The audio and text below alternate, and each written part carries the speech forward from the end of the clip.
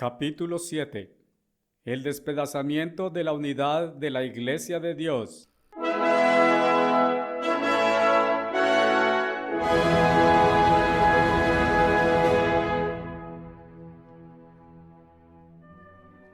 Finalmente me gustaría abordar el otro gran problema espiritual que todos hemos estado sufriendo durante muchos años: el despedazamiento de la unidad de la Iglesia de Dios.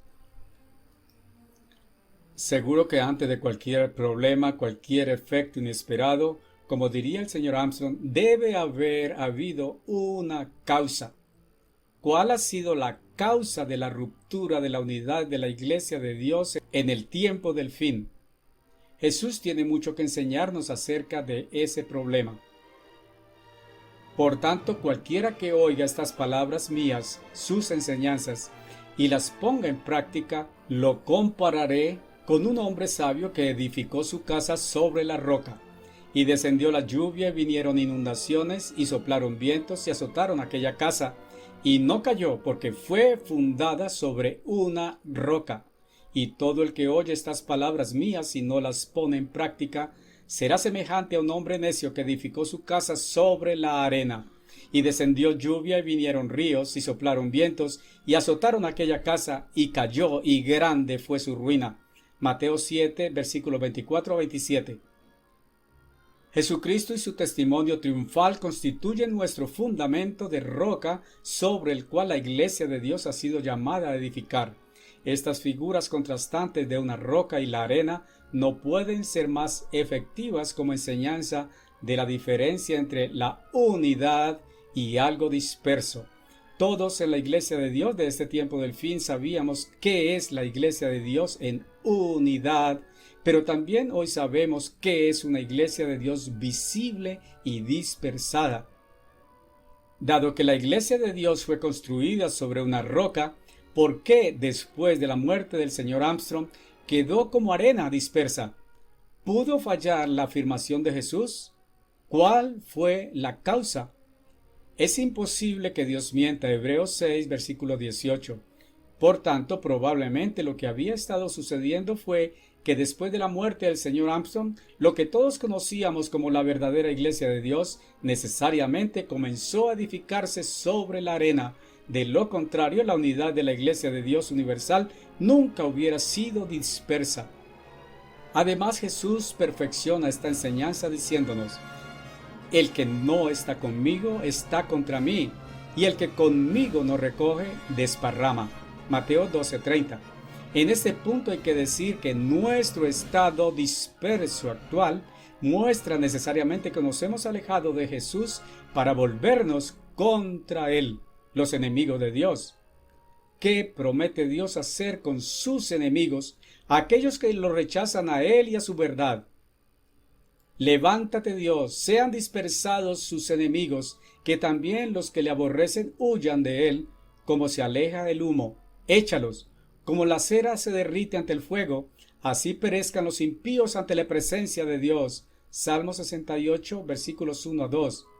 El Señor te dispersará por todos los pueblos, desde un extremo de la tierra hasta el otro, y allí servirás a otros dioses que ni tú ni tus padres conocieron, a madera y piedra. Deuteronomio 28, versículo 64. Has dispersado a tus enemigos con tu brazo fuerte. Salmos 89, versículo 10. Nos diste como ovejas destinadas a la carne, y nos has dispersado entre las naciones. Salmos 44, versículo 11. Porque he aquí tus enemigos, oh Señor, porque he aquí tus enemigos perecerán. Todos los que hacen iniquidad serán dispersos. Salmo 92, versículo 9. Mi tabernáculo está arruinado y todas mis cuerdas están rotas. Mis hijos se han ido de mí, porque los pastores se han vuelto brutales y no han buscado al Señor. Por tanto, no prosperarán, y todos sus rebaños se dispersarán. Jeremías 10, versículo 20 y 21. Ay de los pastores que destruyen y dispersan las ovejas de mi pueblo, dice el Señor. Por tanto, así ha dicho el eterno Dios de Israel contra los pastores que apacientan a mi pueblo: habéis dispersado mis ovejas y las habéis ahuyentado, y no las habéis visitado. He aquí, Yo visitaré sobre vosotros la maldad de vuestras obras, dice el Eterno. Aunque he decidido poner fin a todas las naciones entre las cuales te he dispersado, sin embargo, no voy a poner fin completamente, pero te corregiré en una medida y no te dejaré sin castigo por completo. Jeremías 30, versículo 11. Sabrán que yo soy el Señor cuando los disperse entre las naciones y los disperse por las tierras. Ezequiel 12, versículo 15. Hijo de hombre, profetiza contra los pastores de Israel. Así ha dicho el Eterno el Señor a los pastores. ¡Ay de los pastores de Israel que se alimentan a sí mismos! ¿No deberían los pastores alimentar a los rebaños? Ustedes comen la grasa y se visten de lana, matan a los que se alimentan, pero no apacientan las ovejas. No habéis fortalecido a la enferma, ni habéis sanado a la que estaba enferma, ni habéis vendado a la que estaba quebrada, ni habéis recuperado la que se había apartado, ni buscado la que se había perdido. Pero con fuerza y crueldad las habéis gobernado. Y fueron dispersadas porque no hay pastor, y se convirtieron en alimento para todas las bestias del campo cuando fueron esparcidas. Mis ovejas vagaron por todos los montes y por todo collado alto. Sí, mi rebaño estaba disperso por toda la faz de la tierra y nadie lo buscó ni fue tras él. Ezequiel 34, versículos 2 a 6. Este conjunto de escrituras muestra nuevamente por qué la responsabilidad casi total por el problema del rebaño disperso de Dios ha recaído sobre los pastores, los ministros de Dios, a los que Dios ha llamado brutales. El efecto de dispersión aparece como la consecuencia natural y automática de atentar contra la divina unidad inherente que siempre tiene o produce el carácter de Dios en todo lo que Él ha creado, planeado, hecho o decretado. Por tanto, Jesús no puede ser más elocuente sobre este problema cuando se enfrentó a los principales sacerdotes y a los ancianos del pueblo. Jesús les dijo: ¿Nunca leísteis en las Escrituras? La piedra que desecharon los constructores, ésta se ha convertido en la cabeza del ángulo. Esto es obra del Señor, ¿y es maravilloso a nuestros ojos? Por tanto os digo que el reino de Dios os será quitado, y será dado a una nación que produzca sus frutos. Y cualquiera que cayere sobre esta piedra será despedazado, pero sobre quien ella caiga, lo triturará hasta convertirlo en polvo. Mateo 21, versículo 42 a 44.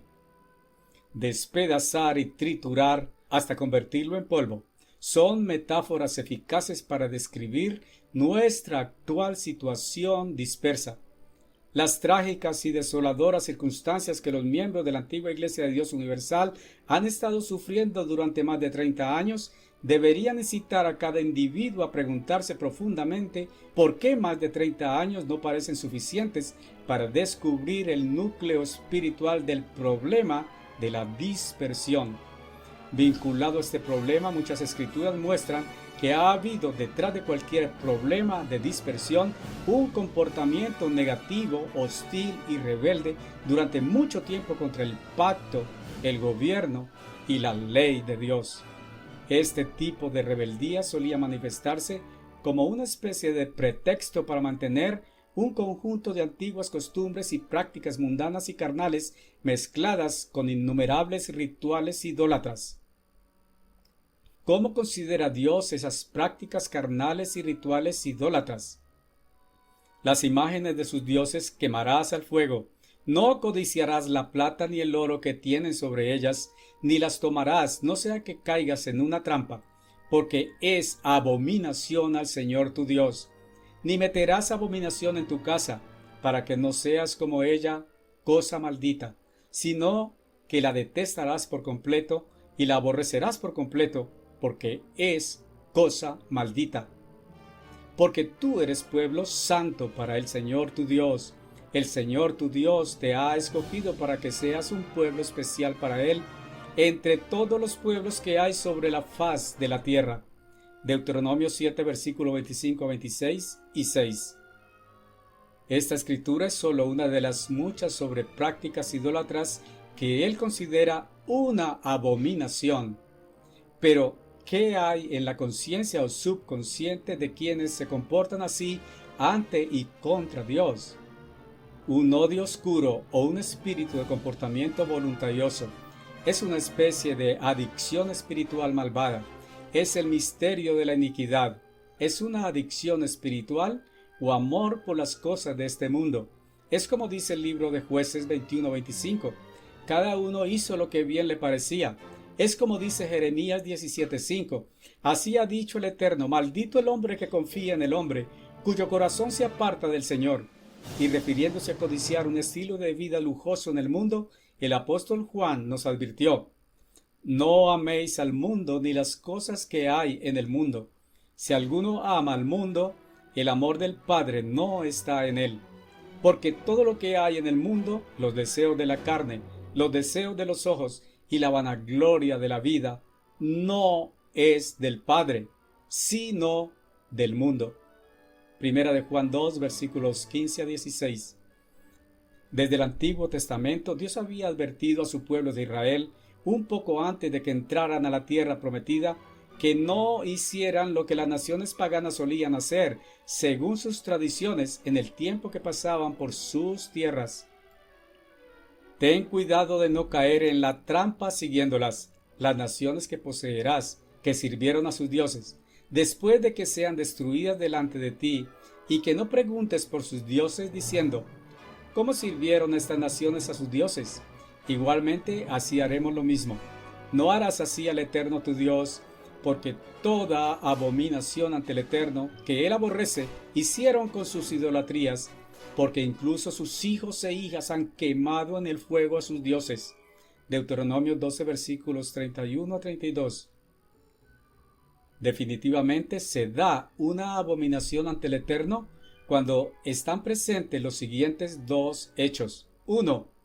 Un pueblo de Dios elegido, especialmente un liderazgo elegido de tales personas a quienes se les dio el conocimiento de Dios, quienes ejercitando su libre albedrío habían aceptado un pacto condicional de sometimiento al Señor y renunciaron a su propia voluntad y confianza en sí mismos y aceptaron por fe confiar solo en la voluntad de Dios y su poder. 2. Un evento y circunstancia repentina e inesperada que se presenta ante el pueblo de Dios y su liderazgo como algo atractivo, conveniente, oportuno y deseable para dejarlo pasar, que dicho liderazgo toma o acepta a pesar de saber que es contrario a la voluntad de Dios y al pacto.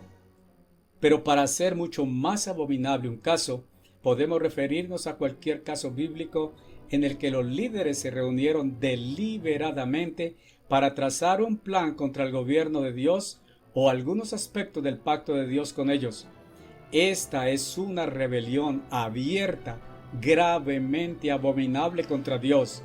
Tal fue el caso del liderazgo del señor Tekach en la Iglesia de Dios Universal. Fue una auténtica abominación extrema frente al Eterno.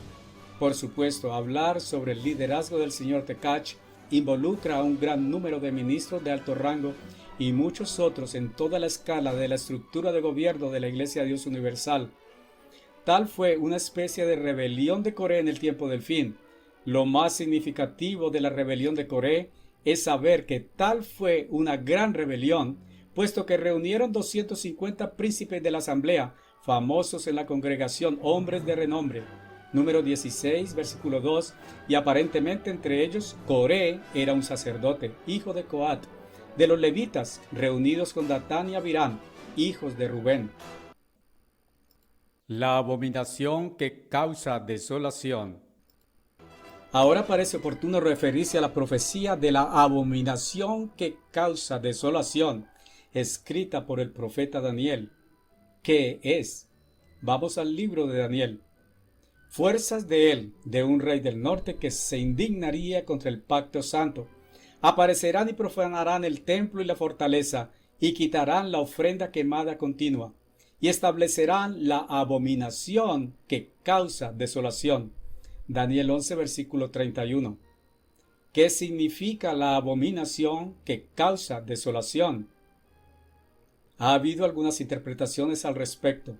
Pero la más conocida para nosotros en la iglesia es que corresponde a un ejército que rodea a Jerusalén, lo que provocará la desolación de Jerusalén. Por supuesto, ¿qué otra cosa podría causar la desolación de cualquier ciudad sino un ejército extranjero que la asedia? Nuevamente, esta es una cuestión de causa y efecto. Dado que la desolación de Jerusalén será causada por un ejército extranjero, ¿cuál habría sido la causa primaria que traería tal desolación? Parece entonces que la desolación causada por un ejército no llegaría a ser la causa, sino su efecto. La Escritura dice, la abominación que causa desolación. Evidentemente, la abominación es la causa de tal desolación. En algunos párrafos anteriores he citado algunas escrituras relacionadas con una abominación al Eterno, y también mostré los dos hechos que lo componen. Ahora parecería como si hubiéramos alcanzado el significado completo de la abominación que causa desolación, pero todavía no hay suficiente contexto. Así que me gustaría citar algunas escrituras relacionadas. Todos conocemos las dos formas de las que Dios habló solemnemente a su pueblo, comenzando con la forma que les haría realidad una especie de sueño maravilloso. Si anduvieres en mis estatutos y observares mis mandamientos y los cumplieres, entonces te daré. Por otro lado, Dios también les advirtió acerca de la otra forma opcional, la abominable y desoladora forma. Pero si no me escuchareis, ni cumpliereis todos estos mandamientos, si desprecias mis estatutos y si tu alma aborrece mis ordenanzas, de modo que no cumpliereis todos mis mandamientos, sino que infringiereis mi pacto, esto haré. Destruiré tus lugares altos, talaré tus altares de incienso, y arrojaré tus cadáveres sobre los cadáveres de tus ídolos, y mi alma te aborrecerá. Y asolaré tus ciudades, y asolaré tus santuarios, y no oleré tus agradables olores, y devastaré la tierra, de modo que sus enemigos se establezcan en ella, y se asombren de ella. Y te dispersaré entre las naciones, y desenvainaré la espada tras de ti, y tu tierra será desolación, y tus ciudades serán desoladas. Levítico 26, versículo 3, 4, 14 a 16 y 30 a 33. Causa y efecto. 1. Si obedeciereis, entonces Dios abrirá sobre ti sus riquezas celestiales. 2. Si desobedeciereis, entonces sería una abominación al Eterno, por lo cual Dios traería una gran desolación sobre vosotros. Arriba cité Daniel 9, versículo 2, donde este profeta percibió el significado de la profecía de Jeremías acerca de muchos sucesos alrededor de Jerusalén antes del fin de las desolaciones de ella. Así, esta escritura señala las desolaciones de Jerusalén. Entonces, si hubiera algunas desolaciones, sabemos que su causa ha sido algunas abominaciones que el pueblo de Israel también ha hecho. En este punto puedo afirmar que la Biblia, de la misma manera que un pecado imperdonable se diferencia de cualquier otro pecado, abominación como la del señor Tekashi y su ministerio en la Iglesia de Dios Universal debe clasificarse como la más abominable rebelión de todos los tiempos en la tierra, tan similar a la de Satanás y sus huestes de ángeles malignos. Nuevamente vamos a Daniel 11 para agregar contexto al problema de la abominación que causa desolación. Pero primero quiero exponer la siguiente conjetura.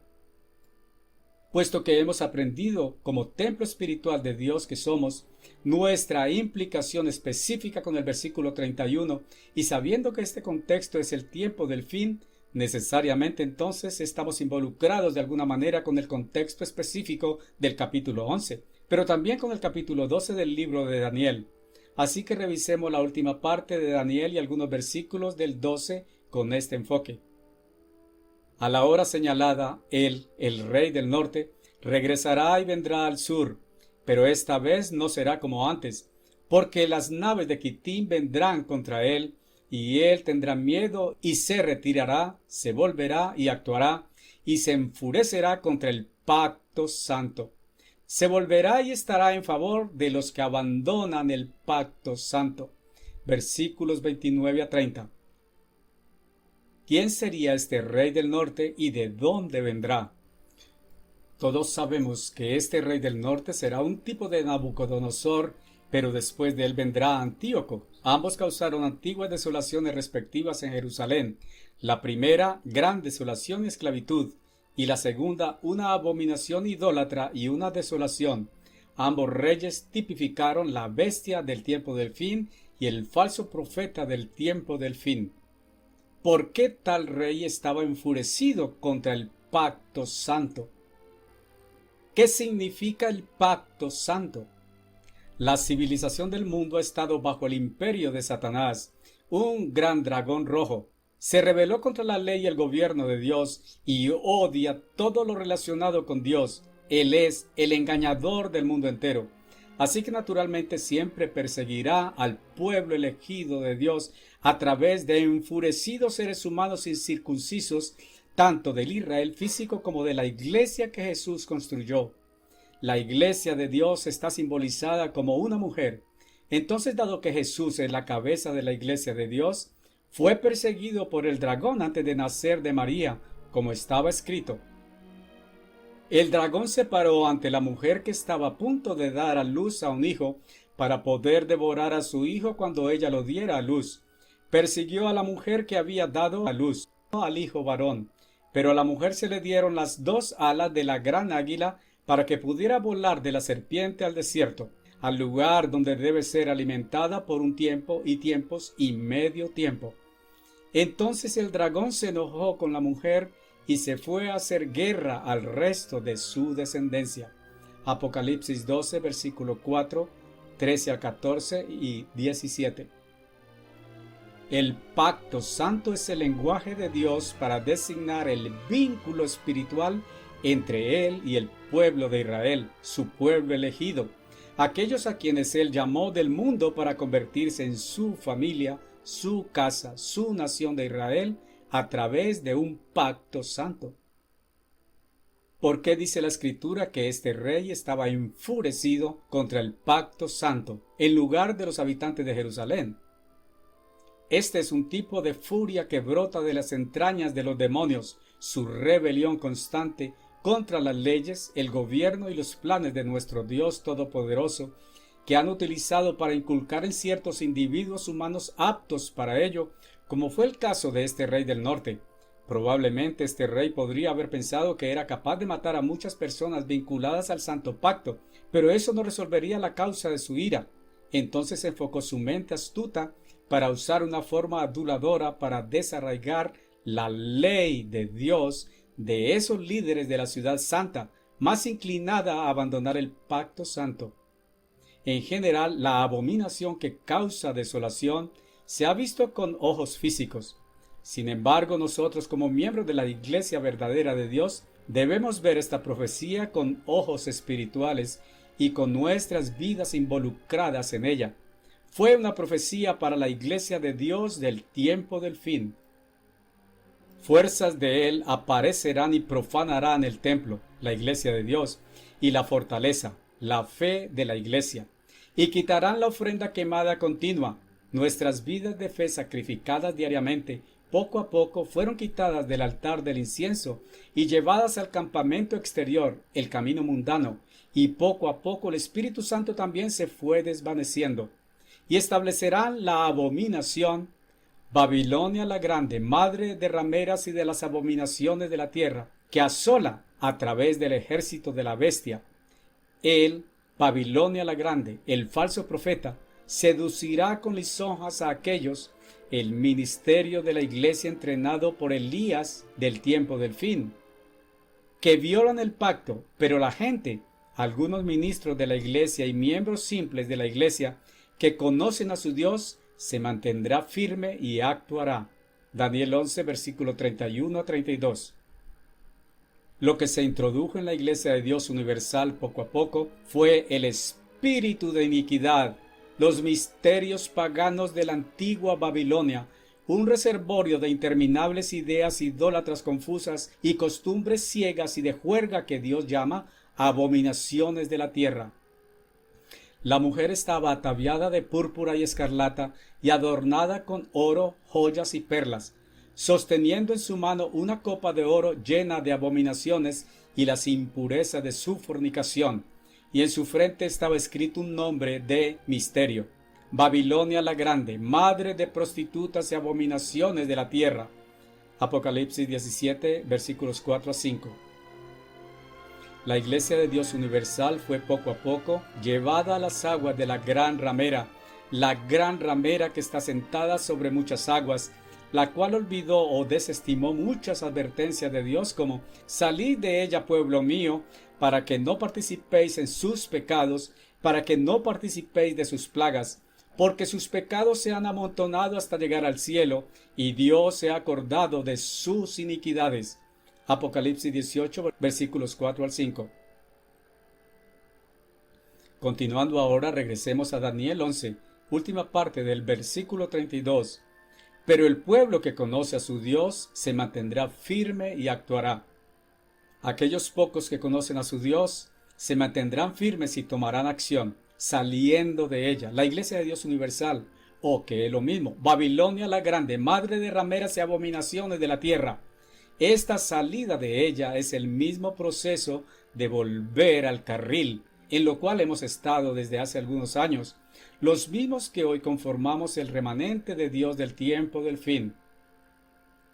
Y aquellos entre la gente que son sabios, que mantuvieron firmemente la fe de Jesús y el conocimiento de Dios, harán entender a muchos que al principio de la apostasía no estaban al tanto de las infiltraciones del misterio de iniquidad, aunque caerán por espada y fuego, por cautiverio y saqueo, por algunos días.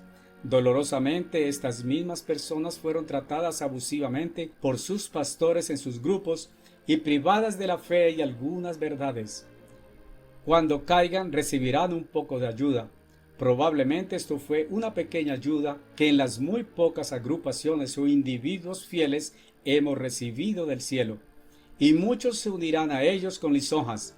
Muchos falsos profetas y ministros usaron algunos halagos para atraerlos. Y algunos de los sabios caerán para ser refinados y para ser purificados y emblanquecidos. Ahora mismo Dios está cumpliendo con este hermoso refinamiento sobre nosotros, hasta el tiempo del fin, porque aún es el tiempo señalado. Versículos 33 a 35. Hoy, el remanente de Dios está siendo refinado, limpiado y emblanquecido. Probablemente este proceso es la razón por la que Dios está retrasando algunos eventos del tiempo del fin hasta que el tiempo señalado haya llegado. Aparentemente este mismo proceso se menciona en el capítulo 12, versículo 10, pero fue revelado en un contexto diferente correspondiente a la gran tribulación, cuando algunas personas de la Odisea también serán blanqueadas y serán refinadas. Y el rey, esta vez nosotros podríamos ver aquí a Satanás el diablo, que a través del falso profeta, el señor Tekach, hará según su voluntad, se exaltará a sí mismo y se engrandecerá sobre todo Dios, y hablará cosas asombrosas contra el Dios de dioses. Prosperará hasta que se cumpla la indignación, porque lo que está determinado se hará. Versículo 36.